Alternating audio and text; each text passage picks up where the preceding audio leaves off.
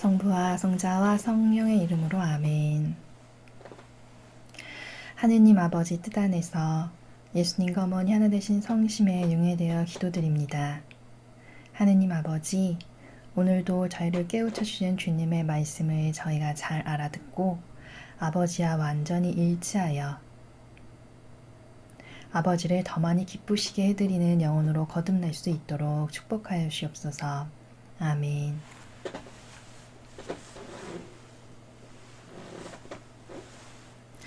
안녕하십니까. 하느님의 뜻 선교수도의 스플리키타스 수녀입니다. 천상의 책 제1권 14장입니다.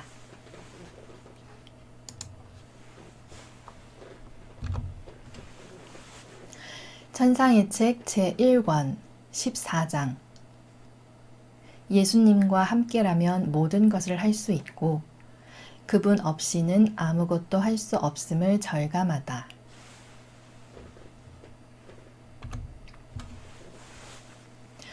지금까지 이루어진 모든 것은 주님께서 내게 아낌없이 거저주신 충만한 은총 덕분이었다는 점을 부정한다면 나는 한낱 사기꾼에 불과할 것이다.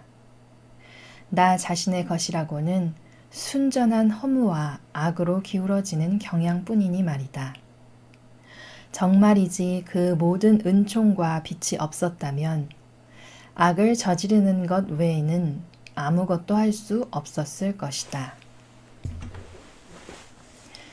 자, 지금까지 예수님께서 루이사의 영혼과 함께 하시면서 루이사가 많은 것들을 이제 훈련을 잘 거칠 수 있도록 도와주셨고, 그리고 이전 장에서 이제 예수님께서는 잠시 루이사를 떠나겠다고 말씀하셨습니다. 그래서 예수님께서 루이사의 영혼을 떠나시고 나니까 루이사가 깨달은 것은 나 혼자서는 발견할 수 있는 것이 순전한 아무것도 아닌 인간이란 존재가 허무 자체구나. 그것과 순전히 악으로 기울어지는 경향밖에 없었다라는 것을 고백하고 있습니다. 이 악으로 기울어지는 경향이라고 루이사가 말하고 있는데, 이 경향이라는 것을 과연 사람들은 얼마나 이것이 굉장히 조심해야 하고 무서운 것인가 하는 것을 인지하고 있는가, 이것을 살펴보아야 합니다. 경향이라는 것, 또 기호라는 것은 굉장히 작은 부분이고 습관적으로 무의식적으로 행하는 것입니다. 그래서 그것을 악이라는 관점으로 검토해 볼 생각조차도 못하고 그저 반복적으로 저지른다는 것이죠. 그런데 이것이 악으로 기울어지는 경향이니까 반복하면 할수록, 거듭하면 할수록 우리는 악으로 빠져들고 마는데, 이것을 거듭되는 잘못을 하면서도 전혀 두려움이 없이 끊임없이 계속해서 저지른다는 것입니다. 그래서 기호와 경향이라는 것이 이토록 무섭고 위험한 것이구나. 그것을 깨달아야 되겠습니다. 2번 단락입니다. 사실 사랑하올 예수님이 아니셨다면 누가 나를 이 세상의 어리석음으로부터 벗어나게 했겠는가?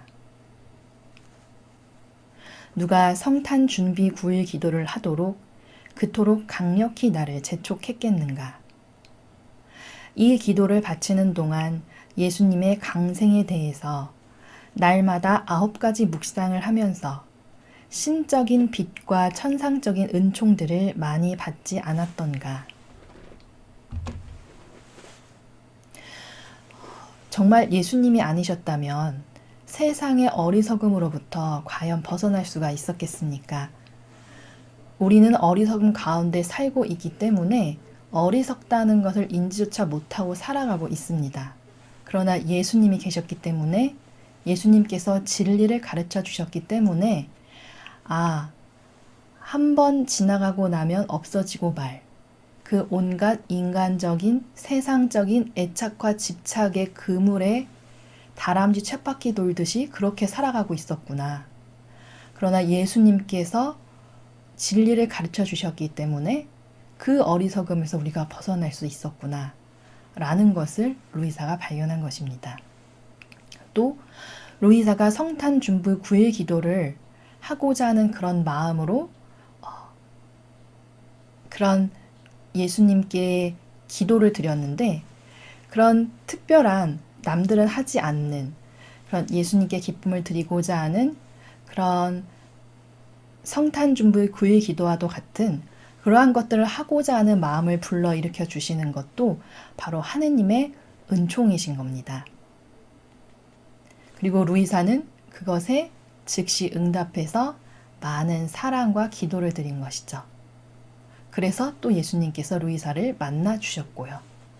그럼 우리는 과연 아버지께서 이런 동기부여를 주심에도 불구하고 또 어떤 영감을 주실 때 루이사처럼 이렇게 즉시 사랑으로 아버지께 화답을 드리는지 자신의 모습을 돌아봐야 할 것입니다. 이 천상의 책 강의를 들으시면서도 아버지께서 여러분에게 이 새 시대에 성화 시대를 준비하면서 나도 이 영성으로 더 아버지께서 사랑하시는 고결한 그 영혼으로 도전을 하고 더 높은 차원의 성화를 이루고자 하는 그러한 결심을 하시고 행동에 과연 옮기고 있는가. 좋은 말을 듣고 그냥 좋은 말이구나 하고 지나쳐 버리면 그것은 더 이상의 발전은 없는, 지금까지 너무나 많은 시간을 허비해왔던 그냥 피상적인 종교 생활에 불과한 것에 머물고 만다는 것을 인지하시고 루이사와 같은 반향을 아버지께 올려드려야 할 것입니다. 또 이렇게 루이사가 이렇게 예수님의 강생에 대해서 이 묵상, 이 추상 기도를 통해서 많은 은총 가운데 깨우침을 주셨던 것처럼 또 여러분도 이 루이사와 같은 갈망과 사랑으로 끊임없이 아버지께서 부어주시는 그 동기와 그 영감에 민첩하고 예민하게 반향을 하시면서 끊임없는 갈망과 지속적인 그러한 반향을 드리다 보면 당연히 하느님께서 더 많은 것들을 우리 영혼 안에 깨우쳐 주실 것입니다.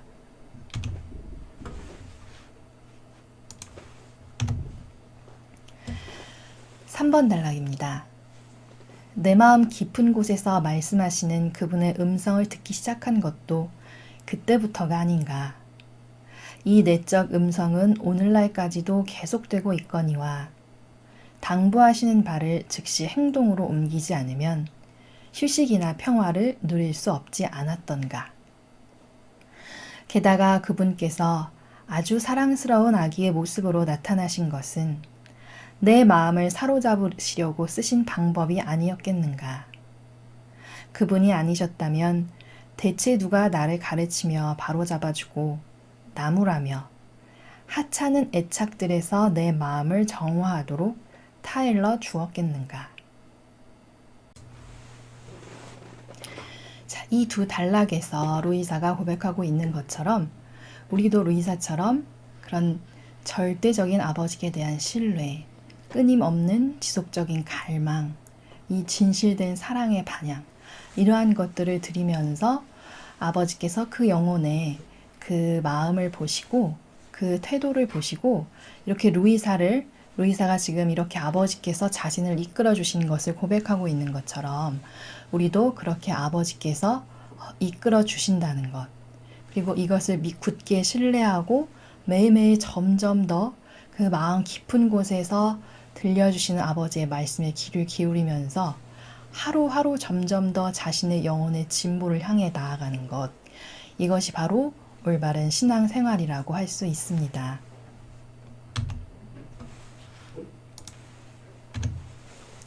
5번 단락입니다. 누가 진정한 극기와 사랑과 기도의 정신을 내 안에 불어넣어 주었겠는가.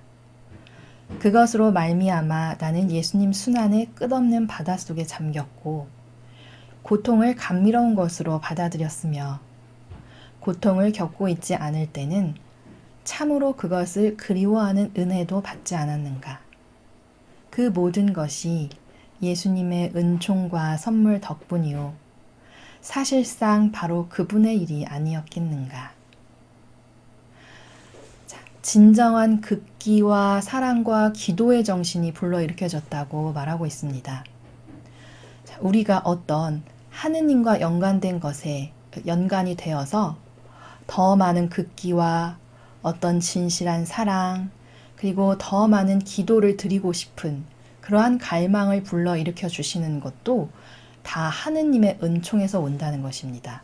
사람은 어떤 좋은 것이 자기에게서 나온 것으로 착각하기 매우 쉬운데, 그것은 루이사의 이 이전 단락에서의 고백에서도 발견할 수 있다시피 아버지와 일치하지 않은 상태에서 그 인간적인 것에서는 오직 허무와 악한 경험밖에 발견할 수 없었다라는 루이사의 고백을 우리는 이미 들었습니다.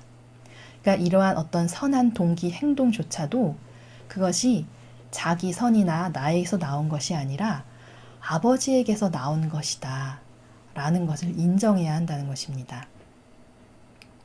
또 루이사는 고통을 감미로운 것으로 받아들이고 고통이 없을 때는 고통을 그리워하는 은혜도 받았다고 말하고 있습니다. 이것은 일반인들의 고통과는 다른 차원의 고통인데요. 루이사는 고통의 그 의미를 깨달았기 때문에 고통을 갈망하게 된 것이고, 다른 그저 일반적인 아버지와 연관되지 않은 그런 고통은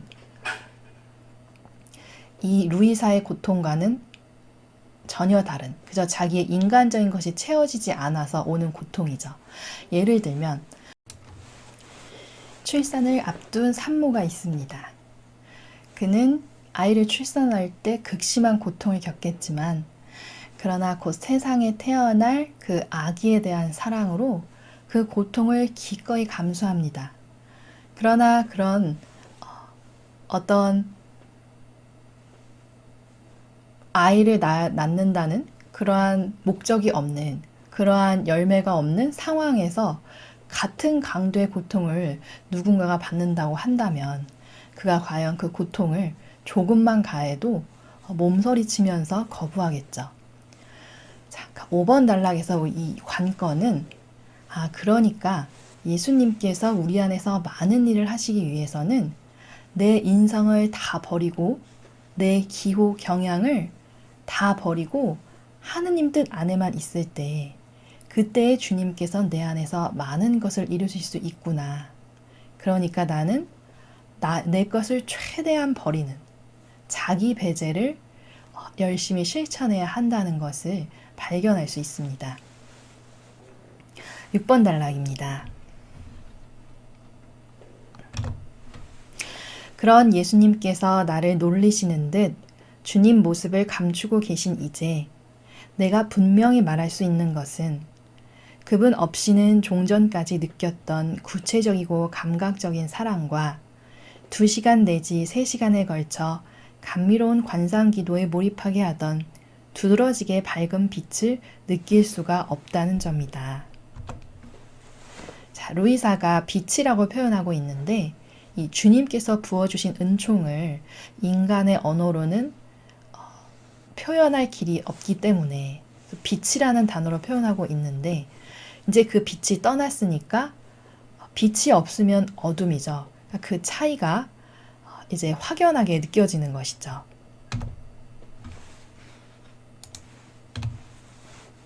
7번입니다. 그분을 뵙거나 곁에 계심을 느끼면서 그분과 함께 행하곤 했던 것을 나 혼자서는 그만큼 잘할 수가 없는 것이다. 그렇지만 나는 최선을 다하려고 애쓰고 있다. 네가 내게 충실하면 돌아와서 상을 주겠고 불충실하면 벌을 주겠다고 하신 그분의 말씀이 아직도 귀에 쟁쟁하기 때문이다.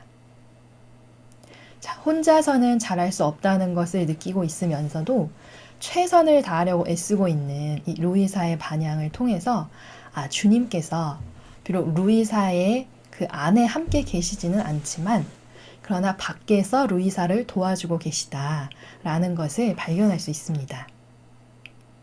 8번입니다.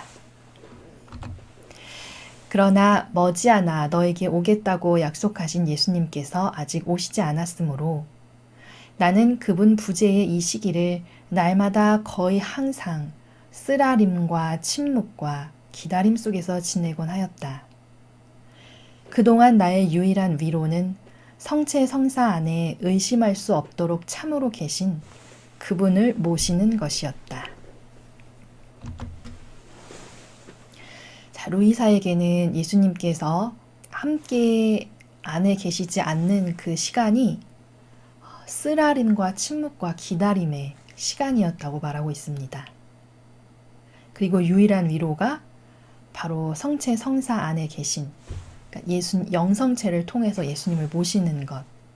그러니까 루이사의 이 모습은 루이사가 끊임없이 깨어 있었다는 것입니다. 즉 깨어 있다는 것은 무슨 의미일까요? 항상 하느님 안에 머물려고 노력하면서 고통 가운데에서도 끊임없이 주님을 찾고 갈망하였다는 것이죠. 이 기다림이라는 것은 루이사의 엄청난 갈망을 나타내주고 있는데, 이토록 예수님을 끊임없이 찾고 부르짖는 영혼을 보시면 이것이 바로 아버지의 이 성심을 강물처럼 끌어들이는 그러한 영혼의 모습이라고 할 것입니다. 9번입니다. 그분께서는 특히 이 성사 안에서 나의 거듭되는 간청에 귀를 기울이셨고 나로 하여금 그분 자신의 고동치는 성심을 느끼게 해주셨기 때문이다. 하지만 그것은 나를 이 시험에 두시기 전의 사랑과 다정함보다는 오히려 엄격함이 느껴지는 것이었으며 말씀 한마디도 주시지 않는 것이었다. 잠깐 예수님께서 루이사의 그 영혼 안에 함께 계셔 주셨던 것과 그렇지 않은 것의 차이가 매우 현격했고, 이것은 이제 곧 이 뒤에 단락에서 우리가 발견할 수 있는데, 이제 루이사에게 예수님께서 더 한 단계 진일보한 훈련을 시작하셨다는 것을 우리가 발견할 수 있습니다. 10번입니다. 마침내 예수님께서 내게 하라고 하신 모든 것을 되도록 잘하려고 애쓰는 동안 이 시기가 끝났고 그분께서 내 마음에 돌아오셨음을 느끼게 되었다. 내 뜻에 따라 하고 나를 부르시면서 이렇게 말씀하신 것이다. 네가 하고 싶은 말을 모두 해보아라. 너의 마음 안에서 일어난 모든 것, 곧 의심과 두려움과 어려움 따위를 전부 표현해보라는 말이다.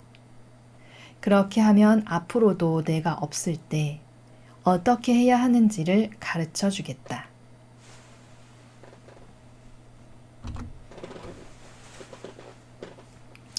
자, 예수님께서 이제 루이사에게 또 훈련시키시고자 하시는 이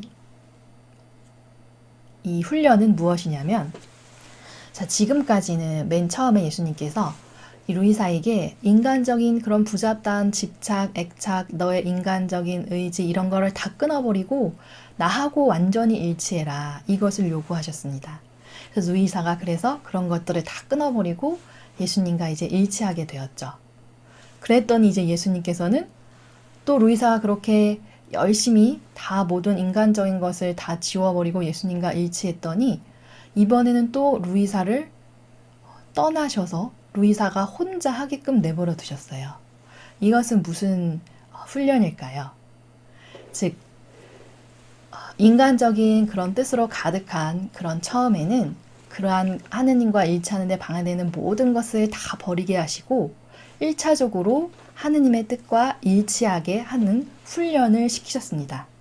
그러니까 이제 그 훈련이 끝난 후에는 이제 완전히 인간의 뜻이라는 것은 없고 아버지의 그 의지 안에 완전히 일치한 상태가 된 것이죠. 그러면 이제 그 다음 단계로는 예수님께서 끊임없이 루이사와 함께 해주시지 않으시더라도 이미 인간적인 자신의 뜻이 없어진 상태이니까 예수님께서 잠시 루이사의 밖에 계신다 할지라도 이미 루이사의 인간적인 뜻은 없으니까 완벽하게 일치된 하느님의 뜻 안에서 이제는 루이사가 충분히 아버지의 그 성심을 헤아려서 루이사의 이제 자유로운 뜻으로 이 하느님의 뜻을 행해라. 이것을 이제 루이사에게 가르쳐 주시기 위한 새로운 훈련을 시작하신 것입니다. 11번입니다. 그래서 나는 사실대로 모든 것을 말씀드렸다. 보십시오, 주님. 저는 주님 없이는 아무것도 제대로 할 수 없었습니다.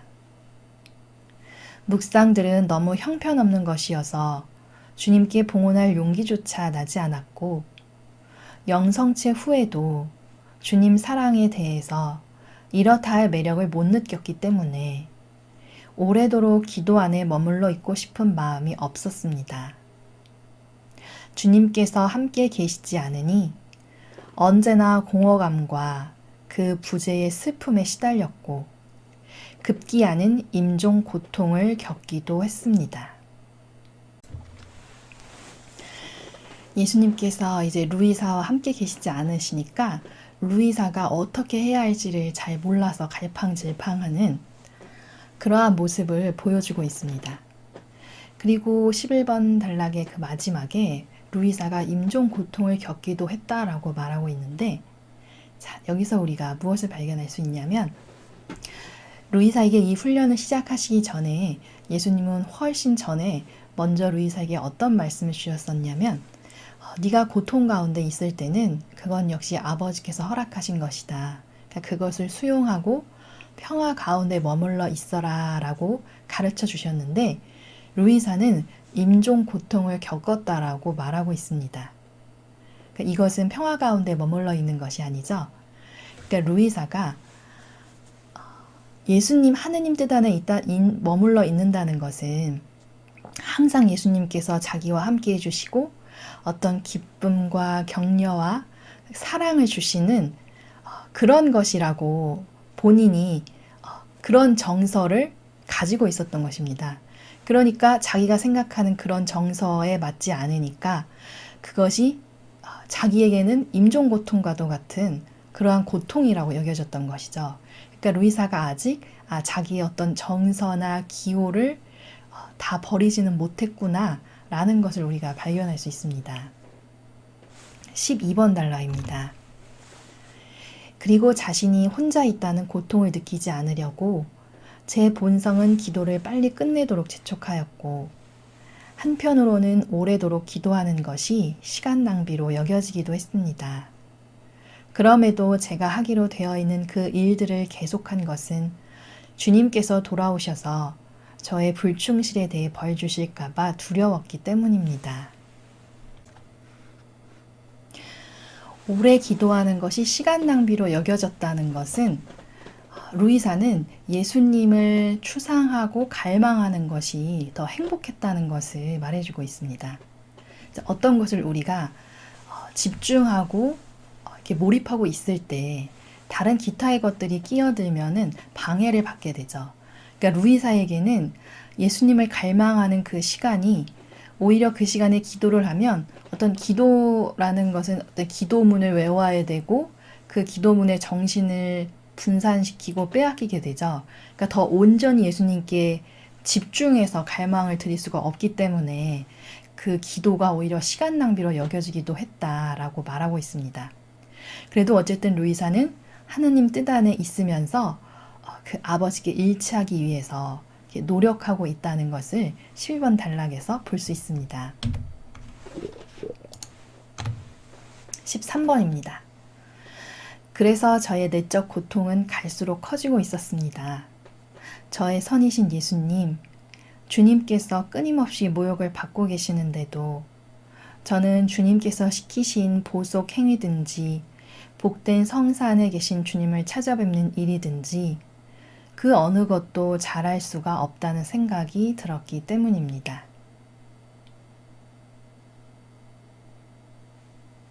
자, 루이사의 이 고통이 갈수록 커지고 있다 라고 말하고 있는데, 자, 이 루이사의 고통과 예수님의 고통은 차이가 있습니다. 예수님의 고통은 일체가 평화 가운데 모든 고통을 겪어내셨죠. 심지어 십자가 위에 못 박힘을 당하실 때도 십자가가 나의 침상이었다. 라고 고백하실 정도입니다. 예수님의 고통은 순전히 다 인류의 구원을 위한 사랑에서 비롯된 배상과 보석이었습니다. 아버지 뜻에 완전히 일체에 계셨기 때문에 일체가 평화 가운데 행해지셨던 것이죠. 인간으로서는 상상할 수 없는 극심한 고통 가운데에서조차도 말입니다. 그런데 이 루이사의 내적 고통은 오직 예수님과 함께 하지 못해서, 그래서 뭘 해도 내가 어떻게 해야 할지 모르겠고 아무것도 잘할 수가 없는 그러한 자기 자신에 대한 그 예수님과 함께하지 못함이 만족되지 않는 그러한 것에서 비롯되는 고통인 것입니다. 그러니까 자기 기호나 정서가 충족되지 않기 때문에 오는 고통이죠. 그러니까 예수님의 고통과는 완전히 다른 고통이라고 할 수 있습니다. 그러니까 우리는 끊임없이 내 기호와 경향, 자기 배제를 실천해야 된다라는 것을 거듭해서 우리는 발견할 수 있습니다. 14번입니다. 주님께서 저와 함께 계시지 않았기에, 따라서 어떻게 해야 하는지를 가르쳐 주시지 않았기에 저로서는 그 일들을 잘 할 수가 없었던 것입니다. 이제 여기에 와 계시니 제가 마땅히 어떻게 해야 했었는지에 대해서 부디 말씀해 주십시오. 자, 예수님께서 이제 그러면 이제 루이사에게 한 단계 더 발전된 그 훈련을 시키시면서 어떻게 이제 반향을 해야 하는 것인가를 가르쳐 주실 것입니다. 15번입니다. 그러자 예수님께서는 친절하게 가르쳐 주셨다. 네가 그토록 당황한 것은 올바른 태도가 아니었다. 자, 예수님께서 이제 이렇게 말씀해 주시네요. 루이사가 그토록 그런 고통과 우왕좌왕하는 가운데 있었던 것은 올바른 태도가 아니다 라고 가르쳐 주십니다. 나는 평화의 영이란 것을 몰랐느냐. 자, 평화의 영. 일체가 하느님 뜻 안에 있기 때문에 어떤 내적인 부대낌이나 불만족이라던가 그런 것이 일절 없는 상태인 것이죠. 그래서 너에게 무엇보다 먼저 절대로 마음의 평화를 잃어서는 안 된다고 말하지 않았더냐. 그러니까 모든 것이 하느님께서 허락하신 것이다 라는 마음으로 수용하고 평화 가운데 그 인내로 고통을 겪어가는 것, 그 상태에 있어야 한다는 것을 이미 이전에 주님께서는 루이사에게 가르쳐 주셨었습니다. 16번입니다. 그리고 기도에 대해서 말하자면 집중이 안 된다고 해서 왜 그런지를 자꾸 생각할 일이 아니다. 아무 생각도 하지 않고 그런 상태로 고요히 머물러 있어야 한다. 그렇게 하지 않으면 너 자신이 되레 분심을 초래하게 되니 말이다. 차라리 너는 그럴 수밖에 없는 하찮은 인간임을 자인하고 겸손하게 스스로를 낮추면서 고요한 마음을 유지하여라. 자, 무엇이 안 된다라고 자꾸 생각하는 것, 그리고 자꾸 그 초점에 포커스를 맞춰가지고 그 안 되는 것을 생각하는 것, 이것이 바로 악의 교란 작전에 넘어가는 것이라는 거죠. 그러니까 그런 어떤 내가 안 되고 방해받는 것에 생각할 것이 아니라 오히려 기도하는 시간에 그쪽으로 정신을 빼앗기면 그것은 온전히 하느님께 드려야 할 것을 악에게 빼앗기는 것이니까 악에게 장신구를 달아주는 것이랑 당신구를 달아주는 것이나 마찬가지인 것입니다. 그럴 때는 아무 생각도 하지 말고, 그러니까 그 악에게 주의를 빼앗기지 말고 고요히 머물러 있어라. 그리고 인간은 정말 이런 한계적인 존재이구나 라는 것을 스스로 인정하고 아버지 앞에 저는 이런 존재밖에 되지 않습니다. 주님, 이것을 봉헌드리니 제게서 없애주시고 제가 인간적 한계를 벗어날 수 있는 은총을 주십시오. 이렇게 기도하는 것이 올바른 반향이다 라는 것을 예수님께서 가르쳐주고 계십니다. 17번입니다.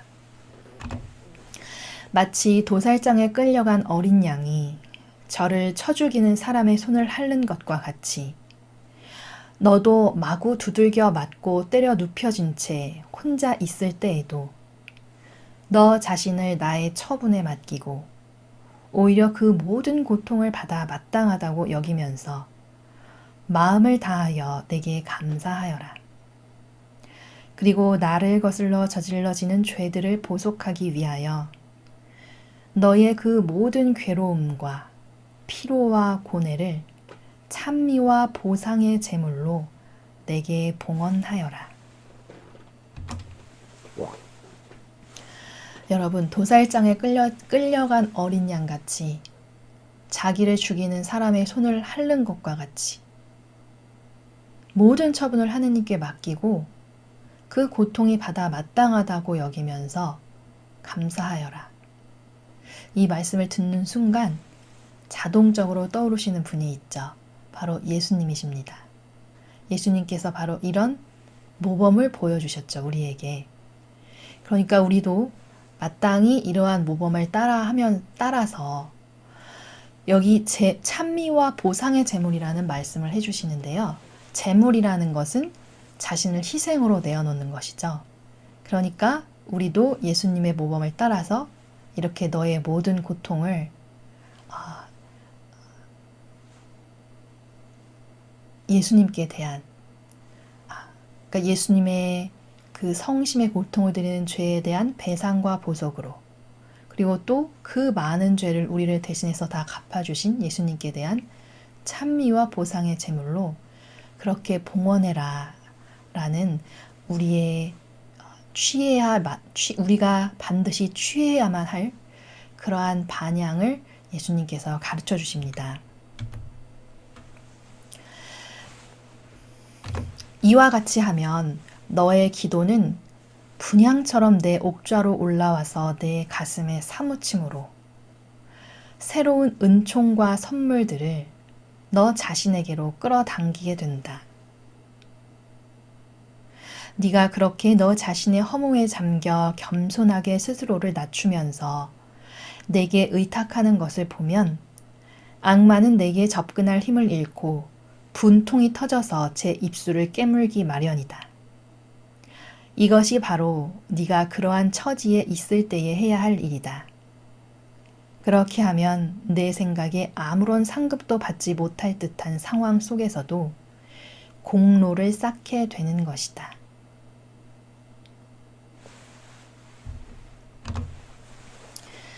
자, 그 이전 단락에서 봤던 그런 도살장에 끌려가는 어린 양과도 같은 그러나 아무런 불평 불만이 없이 그 자기를 죽이는 사람의 손을 핥으면서 모든 것이 받아 마땅합니다 라는 지극히 겸손한 자세로 하느님께 자신의 모든 희생을 바칠 때 그럴 때 그 기도가 분향처럼 올라와서 하느님 가슴에 사무친다고 말씀하십니다. 여러분 정말 아름답고 진실된 표현입니다.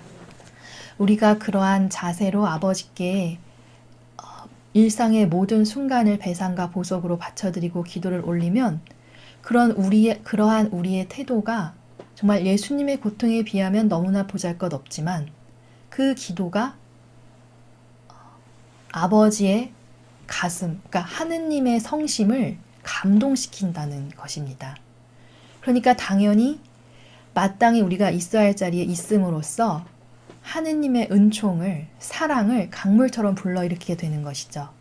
그러니 우리에게 아버지께서 어떻게 은총과 선물을 부어주시지 않으시겠습니까? 그리고 이렇게 할 때마다 우리에게 어떤 고통이 다가올 때마다 이렇게 끊임없이 아버지께 이런 반향을 올려드리면 악마가 당연히 끊임없이 아버지께 이러한 희생 제물을 바치지 못하게끔 많은 순간에 이 영혼들을 공격을 하겠죠. 그러나 그럴 때마다 그 악마의 이간질에 그 충동에 넘어가지 않고 영혼이 이토록 정직하고 겸손한 위치에서 아버지께 끊임없이 이런 분향과도 같은 아름다운 희생 제물을 올려드리면 악마는 오히려 그 고통을 줄 때마다 그것을 다 하느님께 돌려드리니까 오히려 아버지께 더 많은 은총을 드릴 그 은총을 드릴 건수만 제공한 셈이 되는 것입니다. 그리고 자기의 목적은 하나도 달성하지 못하고 아버지께 더 많은 찬양만 올려드린 꼴이 되니까 정말 분통이 터질 수밖에 없는 것이죠. 그러면 바로 이러한 희생 제물들이 천상에 차곡차곡 그 영혼들의 상급으로 영원히 한 번 쌓이면 사라지지 않는 영원한 그 보물로 차곡차곡 쌓인다는 것입니다. 그러니까 여러분, 이 희생 제물이야말로 내가 이 지상에 살면서 반드시 내가 마치 예금을 저축하듯이 내가 쌓아 올려야 하는 것이고, 그리고 이것이 본질적으로는 정말 나를 위한 것이구나. 이것을 또한 발견하셔야 되는 것입니다. 19번입니다. 또한 영성체에 대해서도 나는 네가 내 사랑의 매력을 못 느끼기 때문에 오래도록 나와 함께 머물러 있을 수 없다고 해서 당황하지 말기 바란다. 성체 안에 나를 받아 모시기 위해서 할 수 있는 대로 잘 준비하고 영성체를 한 후에는 내게 감사하면서 너에게 필요한 은총과 도움을 청하면 된다. 그 외에 다른 생각들은 하지 말아라. 자, 영성체를 하고 나면 정말 너무나 큰 하느님의 사랑, 어떤 현존 그런 것을 반드시 느껴야만 된다고 생각하는 것은 자신의 경향이죠. 자신의 생각이고 반드시 하느님께서 꼭 그러한 것을 내 기준과 내 생각에 맞는 것을 꼭 주셔야만 하는 것은 아니죠. 이것 또한 자신의 어떤 기준과 경향이라는 것입니다. 20번입니다. 너로 하여금 영성체 때 겪게 하는 고통은 내가 겟세마니 동산에서 겪은 고통에 비하면 그림자에 불과할 따름이다. 그런데 네가 벌써 그렇듯 짓눌린다면 내가 채찍질과 가시관과 못박힘의 고통을 너와 함께 나누고자 할 때에는 어떻게 되겠느냐. 내가 이 말을 하는 것은 네가 앞으로 더 심한 고통들을 치르게 될 것임을 생각하여 현재의 고통들을 더 용감하게 견딜 힘을 주려는 것이다.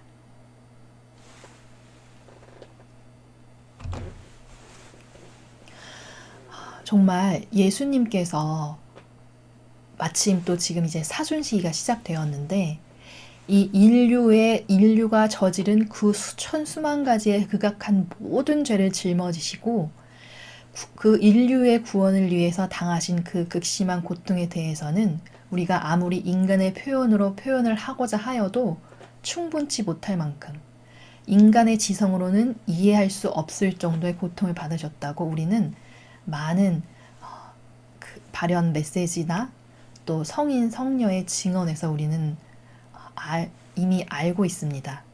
근데 고작 영성체 때 그 예수님의 사랑이나 현존을 느끼지 못한다고 해서 겪는 그 고통은 정말 그림자에 불과할 따름이죠.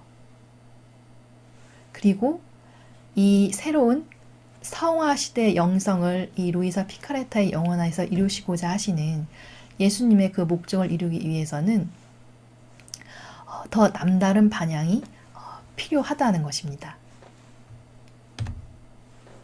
21번입니다. 그러니 홀로 남아 성체를 모시며 괴로움을 느낄 때면 좀이나마 내가 겟세마니 동산에서 너를 위하여 겪은 단말마의 괴로움을 생각하여라. 그 동산에 있는 내게로 다가와서 너의 고통과 나의 쓰디쓴 비통을 비교해 보아라. 이 루이사가 겪는 작은 고통, 그것이 예수님의 고통에 비하면 정말 너무나 지극히 작은 것인데 이 예수님의 말씀에서 사용하시는 이 단어를 보아도 루이사에게는 고통이란 단어를 쓰셨고 예수님께서 겪으신 고통에는 비통이라는 단어를 쓰셨습니다.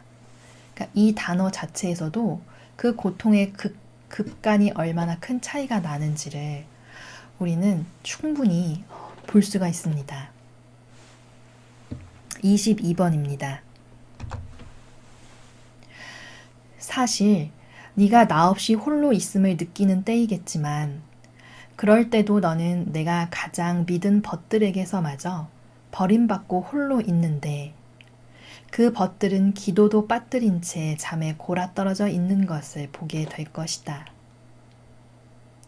그리고 내가 너에게 줄 빛에 의하여 너는 더할 수 없도록 심한 고통에 쌓인 내가 코브라와 독사와 미친 개들에게 둘러싸여 있는 것을 보게 될 것이다. 여기에 코브라와 독사와 미친 개들은 너의 죄를 포함하여 과거와 현재와 미래의 모든 인간의 죄들을 뜻한다.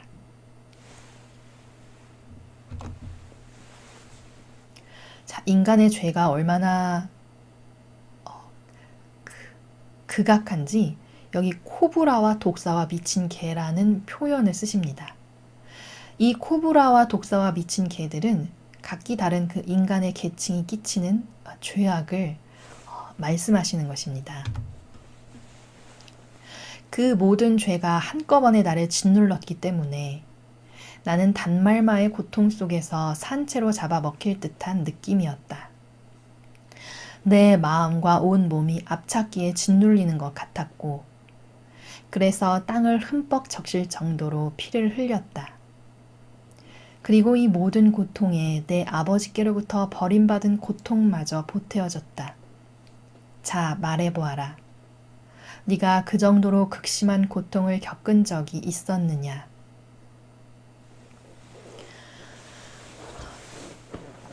인류의 모든 죄가 한꺼번에 예수님을 덮쳤기 때문에 마치 그 고통이 앞찾기에 짓눌리는 것 같았다는 말씀을 하십니다. 그런데 그 모든 상상할 수 없는 고통 위에 어떠한 고통이 더해졌냐면 바로 하느님 아버지께로부터 버림받은 고통, 이 고통이 보태졌다고 말씀하십니다. 자, 이것은 어떤 고통이냐면 예수님께서는 일생의 모든 순간이 아버지의 뜻과 완전히 일치하셨던 분이시기 때문에 아버지께서 잠시나마 예수님을 떠나시는 것은 형언할 수 없는 괴로움이자 고통이신 것입니다. 그래서 예수님께서 아버지 하실 수만 있다면 이 잔을 저에게서 거두어 주십시오. 이 말씀을 드리는 것은 너무나 많은 사람들이 인간적인 해석으로 예수님도 사람이셨으니까 그 고통을 피하고 싶으셨다라고 해석을 하는데 이것은 극히 잘못된 해석입니다. 그 해석의 참된 본질의 의미는 하느님 아버지와 늘 일치하신 그러한 삶을 사셨는데 그 십자가에서 돌아가시는 그 순간만큼은 예수님이 전 인류의 모든 극악 무도한 죄를 다 짊어지셨기 때문에 그 순간만큼은 하느님 아버지께서 함께 하실 수가 없는 것입니다. 선 자체이시고 창조주신 아버지께서 어떻게 죄악으로 죽으실 수가 있으시겠습니까? 그러니까 그 순간만큼은 아버지께서 예수님을 떠나실 수밖에 없었고 그 잠시의 그 아버지의 떠나심이 예수님께서는 지극한 고통이셨기 때문에 그 모든 인간의 죄악 위에 아버지로부터 버림받은 고통까지 보태어졌다라고 말씀하고 계시는 것입니다. 그리고 인간이 과연 이 예수님과 같은 그러한 고통을 겪어본 적이 있었겠느냐라고 반문하시는 것입니다.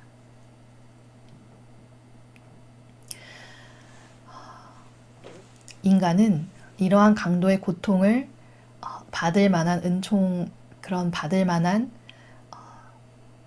그런 예수님과 똑같은 은총도 없을 뿐더러 또 인간이 이러한 고통을 받는다면 이 고통의 100분의 1만 받더라도 그 자리에서 죽고야 말 것입니다. 그러니까 예수님께서 아무 죄가 없으신데 우리가 저지르는 수많은 죄악 때문에 이토록 엄청난 고통을 겪으셨다는 것을 우리가 생각해 본다면 양심이 정직하다면 정말 나의 고통은 너무나 아무것도 아니구나. 너무나 부끄럽다. 내가 조금이라도 더 내 고통을 예수님께 봉헌드려서 나 때문에 그리고 인류의 죄악 때문에 그토록 모질게 당하신 그 모든 모욕과 치욕과 고통을 조금이나마 덜어드리고 싶다. 이러한 마음을 갖는 것이 정직한 양심일 것입니다. 24번입니다. 그러므로 네가 나 없이 홀로 남아 아무 위로도 못 받으며 온통 쓰라림과 고뇌와 고통에 쌓여 있을 때면 너의 정신으로 나에게 다가오너라.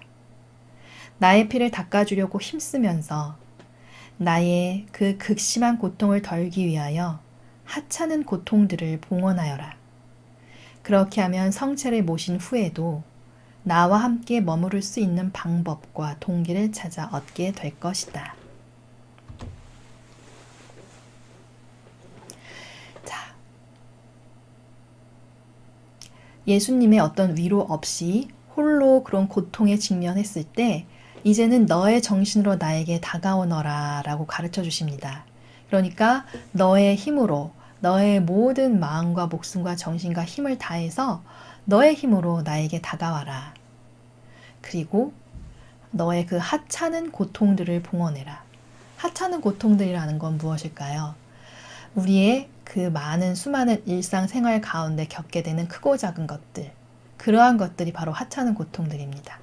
여러분이 일상생활을 하는 가운데 얼마나 많은 어떤 번거로움이라던가 귀찮음이라던가 그 수많은 하찮은 그런 크고 작은 고통들의 순간이 많이 있으실 것입니다. 그것들을 다 하나도 허투루 하지 않고 다 모아서 예수님께 봉헌하라는 말씀이십니다. 그러면 그것 또한 예수님께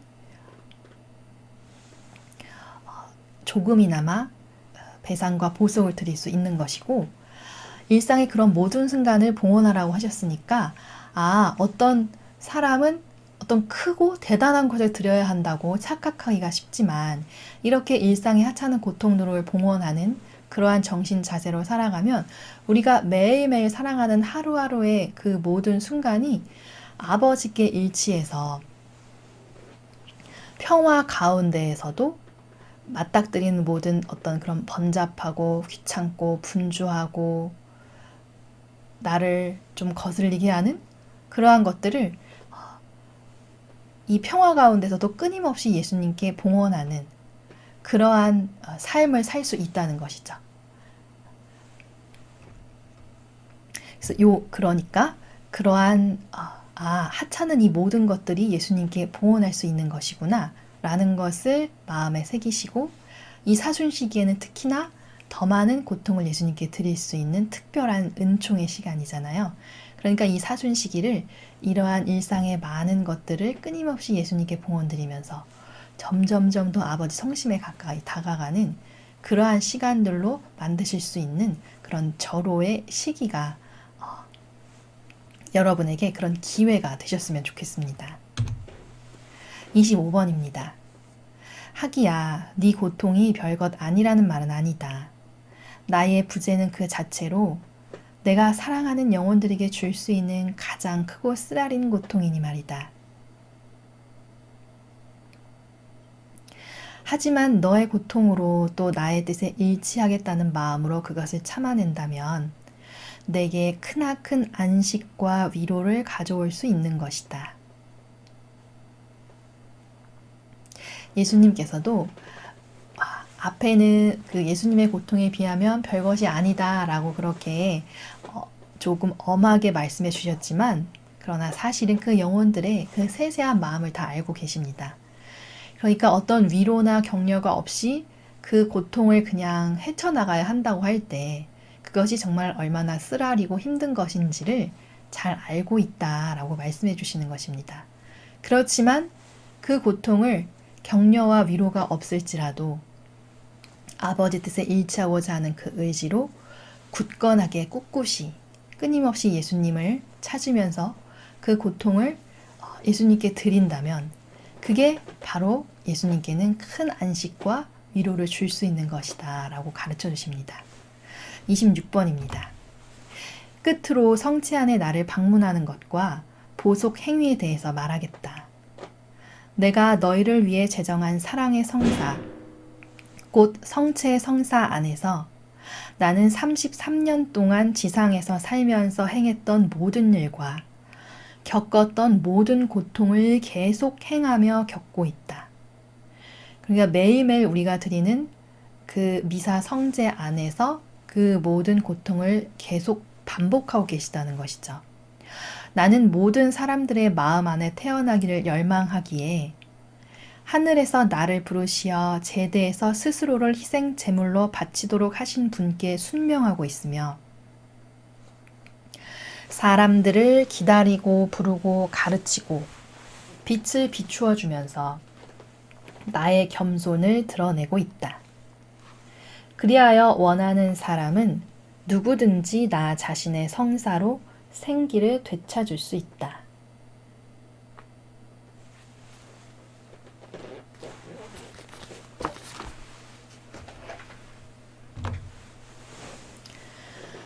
그러니까 예수님께서 이렇게 보여주신 모범처럼 굳건하게 우리도 위로와 격려 없이도 이렇게 꿋꿋이 예수님께 우리의 그 작은 고통의 희생들을 바치기를 원하신다는 것을 발견할 수 있습니다.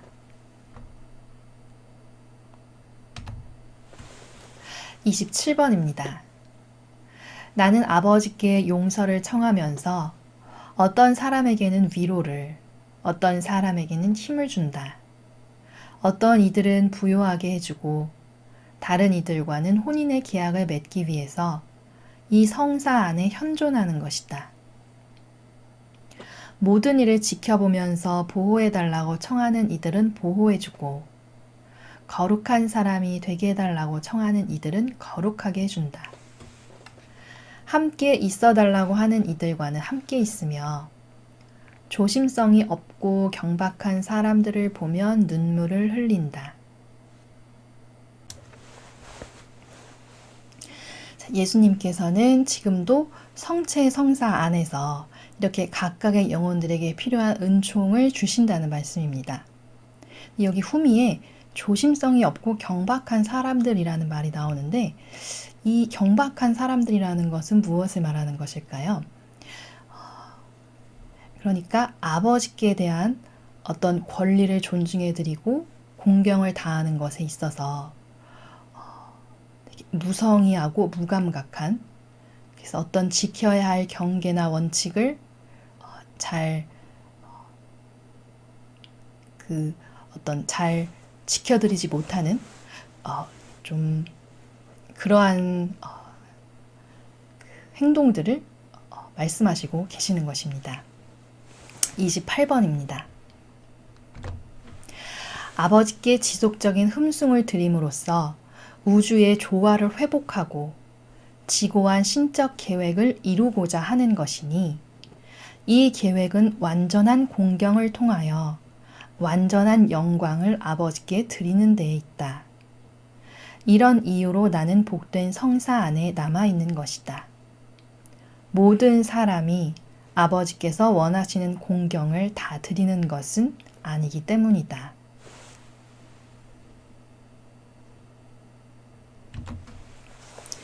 지속적인 흠숭을 드린다는 것은 우리가 끊임없이 아버지 뜻 안에 머물러 있다는 것이죠. 그리고 우주의 조화를 회복한다는 것은, 우주의 조화라는 것은 무엇입니까?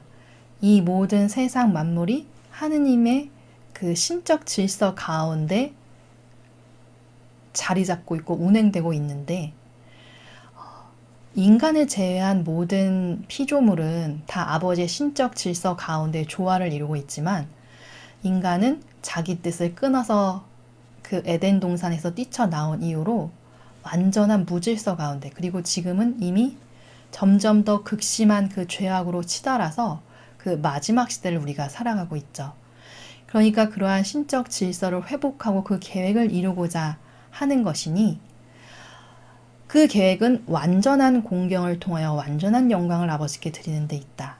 그러니까 하느님 아버지께 그 무질서를 다 회복해서 아버지의 권리를 되돌려 드리는 것. 하느님 뜻이 모든 영혼을 다스리시는 그러한 시대, 그러한 성화 시대를 맞이하고 준비하는 것. 그것을 말씀하시는 것입니다.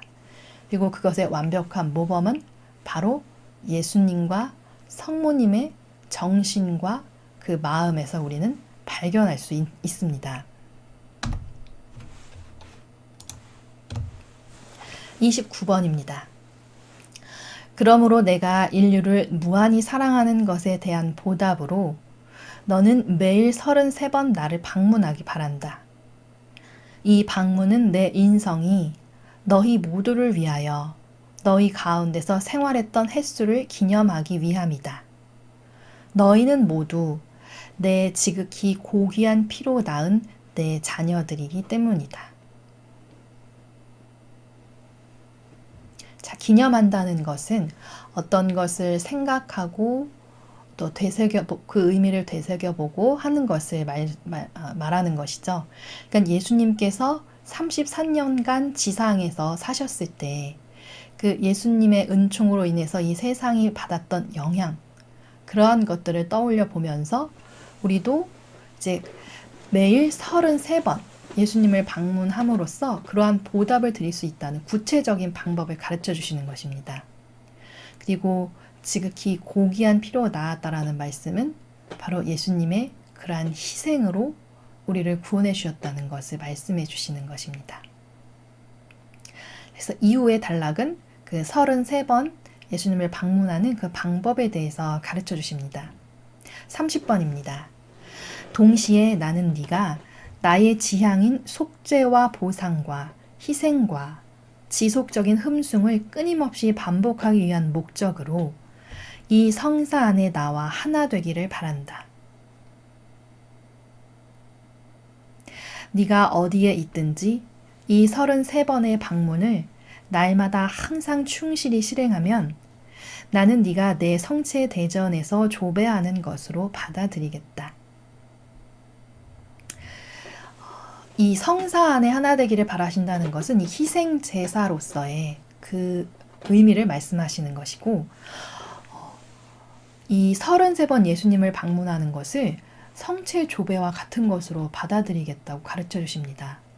그러니까 우리가 성체 조배하면 하루에 어떤 특정한 시간을 떼어내서 아주 경건하고 공손하게 어떤 조배실을 방문해서 드려야만 하는 것을 성체 조배라고 생각하기 쉬운데, 물론 그렇게 조배를 드리는 것도 훌륭하지만, 그러나 그렇게 우리가 하기에는 일상생활에서 어떤 제약이라던가 그렇게 자주 드리지 못하는 것을 33번의 방문으로 그것을 성체 조배로 드리면 되겠구나 라는 것을 우리가 이제 여기서 발견하고, 그것을 우리의 신앙생활에 적용을 해서 매일매일 이것을 실천해 보는 것입니다.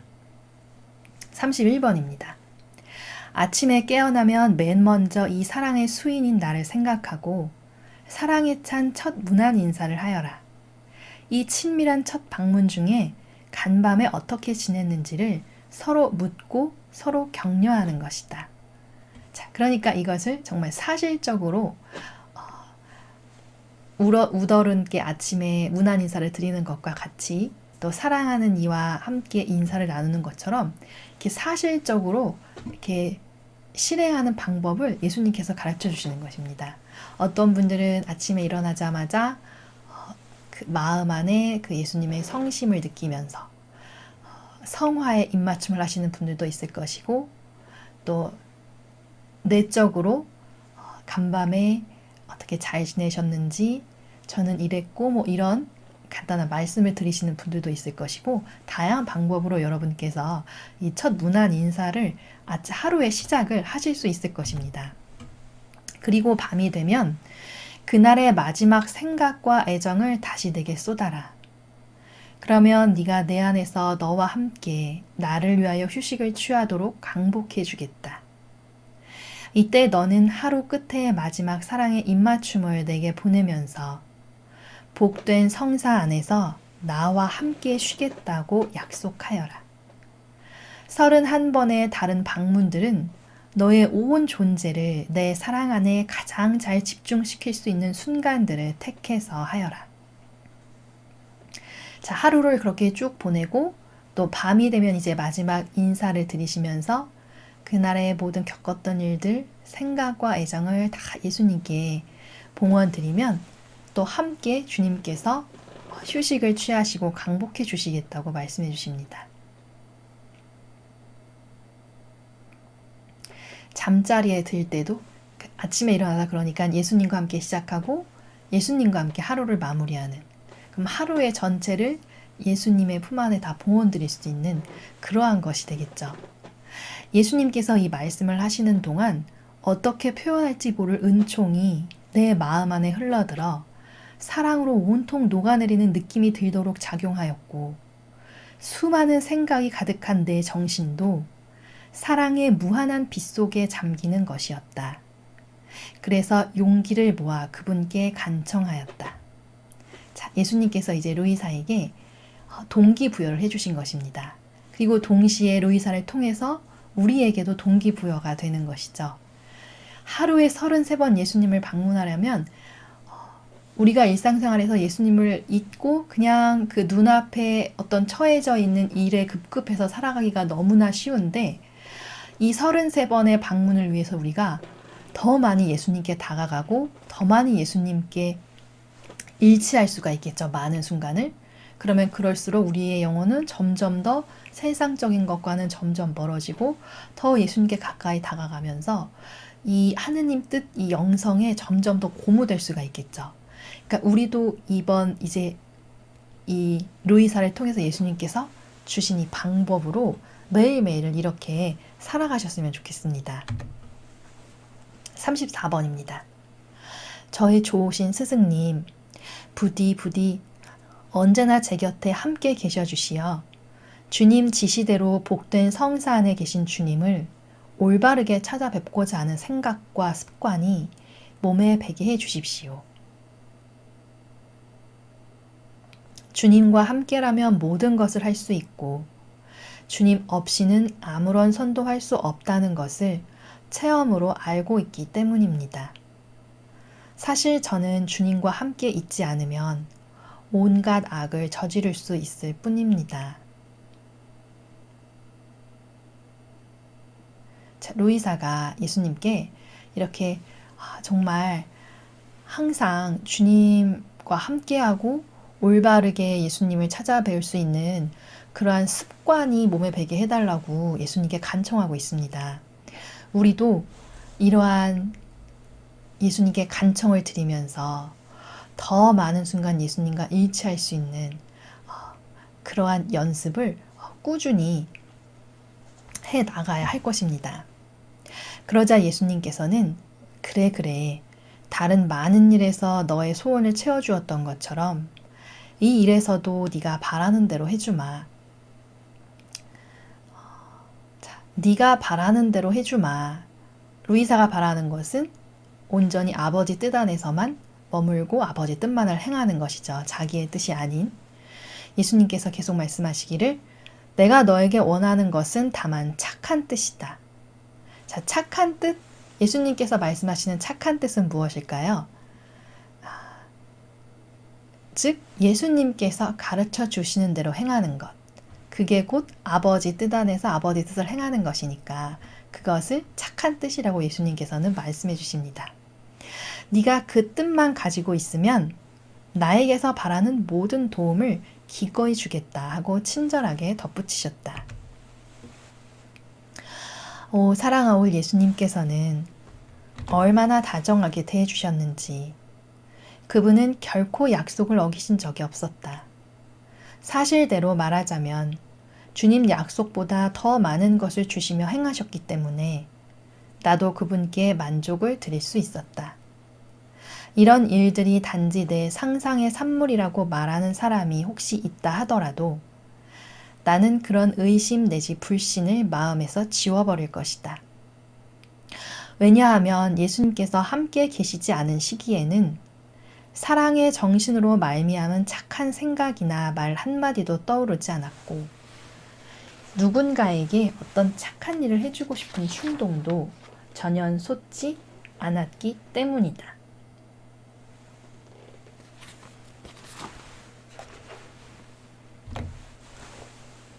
자, 루이사의 이런 반향은 올바른 반향입니다. 루이사가 이 중간 부분에 의심이나 불신을 마음에서 지워버릴 것이다 라고 말하고 있습니다. 이 의심이나 우리가 어떤 일을 할 때, 어떤 상황에 직면했을 때 어떤 걱정이나 염려를 먼저 하게 되죠. 그러나 걱정이나 염려를 한다는 것은 무엇일까요? 그것은 하느님을 온전히 신뢰하지 못하고 불신한다는 의미이죠. 그건 왜 그런 것일까요? 인간적인 것에 영향을 받기 때문입니다. 나의 기준, 어떤 내 의견, 내 기호와 경향, 이런 것들에 영향을 받기 때문에 걱정하고 염려한다는 것이죠. 그러나 그 모든 인간적인 것들을 다 치워버리고 완전히 아버지께 의탁해서 내 안에서 아버지께서 다 이루어 주신다는 굳건한 그리고 사실적인 믿음 가운데 어떤 일을 행하면 행하는 가운데에는 우리가 그것을 미처 깨닫지 못할지라도 그 일이 지나고 난 뒤에 하느님께서 내가 그렇게 할 수 있도록 다 이끌어 주셨구나. 아버지께서 내 안에서 이루어 주셨구나. 라는 것을 우리가 발견하게 된다는 것입니다. 그러니까 우리가 정말 이를 악물고 절치부심해서 몰아내야 할 것은 바로 나의 것은 조금도 남기지 않는 것. 특히 잘 눈에 띄지 않는 그 기호와 경향, 내 정서, 그런 것들을 완전히 영혼 안에서 몰아내야 한다는 것입니다.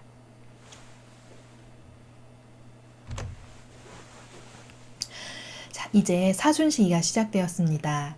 이 사순시기에는 그 어느 때보다 우리가 더 예수님의 고통을 더 직접적으로 그리고 더 가까이 깊이 기도 가운데 추상하고 또 우리의 일상생활의 아주 세세한 모든 것들을 오늘 가르쳐 주신 것처럼 아주 하찮은 이들의 그 모든 것들까지도 다 예수님의 고통에 봉헌드리는 그러한 시기입니다. 오늘 예수님께서 가르쳐 주신 이 방법을 매일매일 우리 삶에 적용해 나가면서 특별히 많은 은총이 쏟아지는 이 사순 시기에 예수님의 고통에 더 깊이 참여하시면서 그 성심의 사랑을 더 사실적이고 구체적으로 느끼고 깨달으실 수 있는 그러한 사순 시기가 되도록 기도드리겠습니다. 이상으로 천상의 책 제1권 14장을 마치겠습니다. 감사합니다.